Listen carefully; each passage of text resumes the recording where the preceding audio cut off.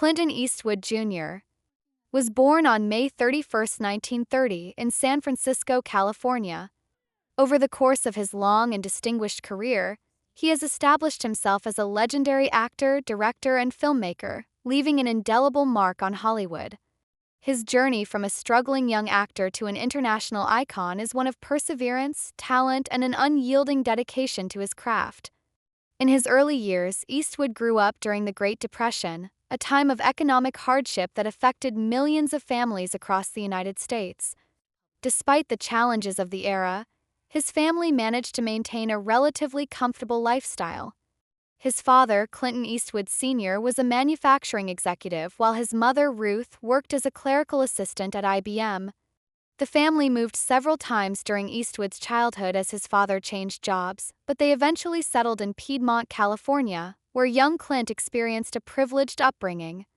Even as a child, Eastwood displayed a rebellious streak. He attended Piedmont Middle School, where he struggled academically and was held back due to poor grades.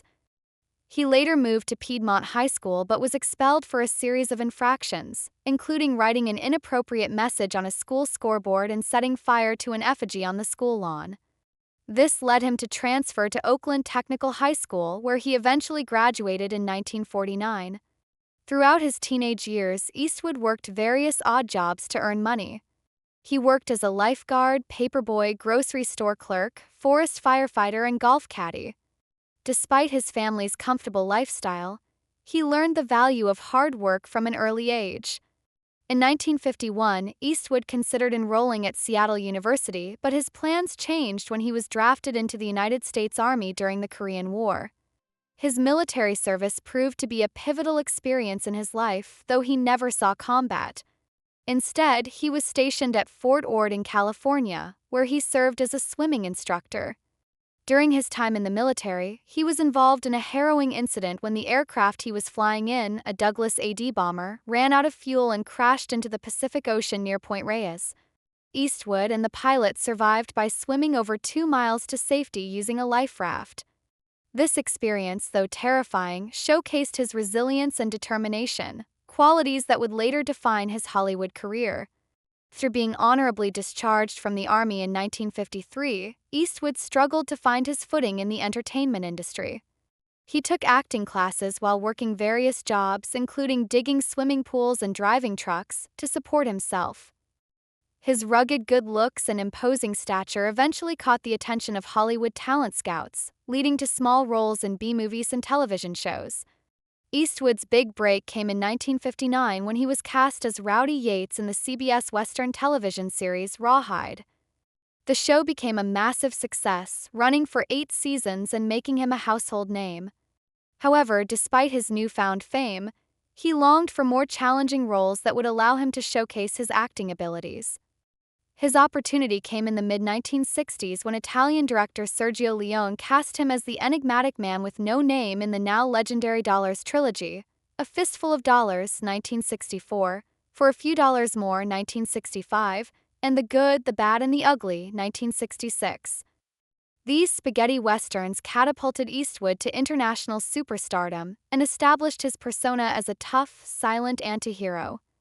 Following the success of the Dollars trilogy, Eastwood returned to Hollywood and cemented his reputation as a leading man with Hang 'Em High, 1968.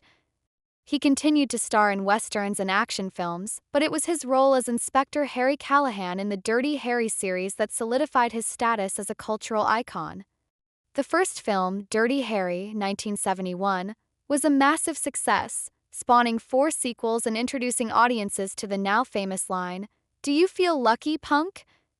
Eastwood's portrayal of Harry Callahan, a no-nonsense, morally complex detective, resonated with audiences and further reinforced his image as the ultimate tough guy. The role also sparked controversy due to its themes of police brutality and vigilante justice, but it remained one of the most defining characters of his career. In addition to acting, Eastwood ventured into directing, a move that would eventually bring him some of the highest accolades in the film industry. He made his directorial debut with Play Misty for Me, 1971, a psychological thriller that showcased his ability to craft suspenseful and engaging narratives. He continued directing and starring in his own films, gradually developing a reputation as one of Hollywood's most respected filmmakers. His directorial efforts reached new heights with Unforgiven, 1992, a revisionist Western that earned him Academy Awards for Best Director and Best Picture. The film, which deconstructed the myth of the gunslinger, was a powerful statement on violence and redemption. Critics and audiences alike hailed it as one of the greatest Westerns of all time. Eastwood followed up with another critically acclaimed film, Million Dollar Baby, 2004, a poignant drama about a female boxer's struggles and ultimate fate. Once again, he won Academy Awards for Best Director and Best Picture, further cementing his legacy in Hollywood.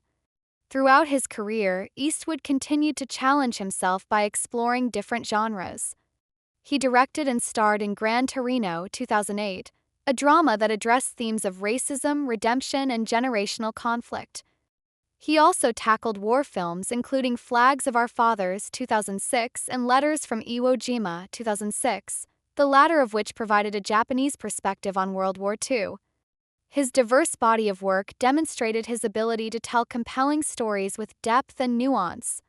Eastwood's influence extended beyond Hollywood. In 1986, he entered the political arena, serving as the mayor of Carmel by the Sea, California, for 2 years.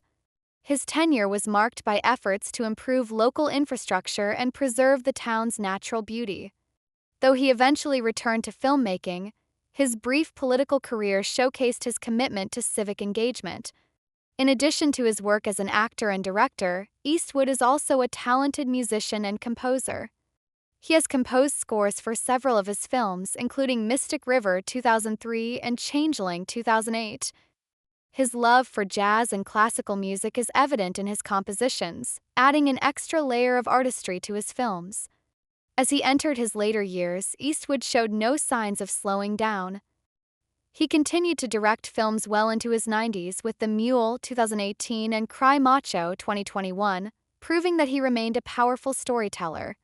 His ability to adapt to changing times while staying true to his artistic vision is a testament to his enduring legacy. Over the course of his career, Eastwood has received numerous accolades, including 4 Academy Awards, 4 Golden Globe Awards, 3 César Awards, and the prestigious AFI Life Achievement Award. He has been honored with the Venice Film Festival's Golden Lion for Lifetime Achievement and was awarded the Legion of Honor in France. Despite his fame, Eastwood has maintained a relatively private personal life. He has had several relationships and marriages with multiple children from different partners. His relationships have often been the subject of media scrutiny, but he has largely kept his personal affairs out of the public eye. Clint Eastwood and his family faced an incredibly difficult time following the passing of his longtime partner, Christina Sandera. Sandera tragically passed away at the age of 61 on July 18, with the Post exclusively confirming that the cause of death was a heart attack. Her sudden departure sent shockwaves through those closest to her, leaving Clint and his loved ones grappling with an immense sense of loss. In a heartfelt interview with Fox News Digital, Clint's daughter, Kimber Eastwood, opened up about the devastating impact of Sandera's passing. Reflecting on the initial days of mourning, Kimber, 60, admitted that the family had been in a state of disbelief. "We were all in shock and it was a struggle in the beginning," she shared. "But I think now the shock is starting to wear off." Well guys, what are your thoughts? Do tell us. Thanks for watching.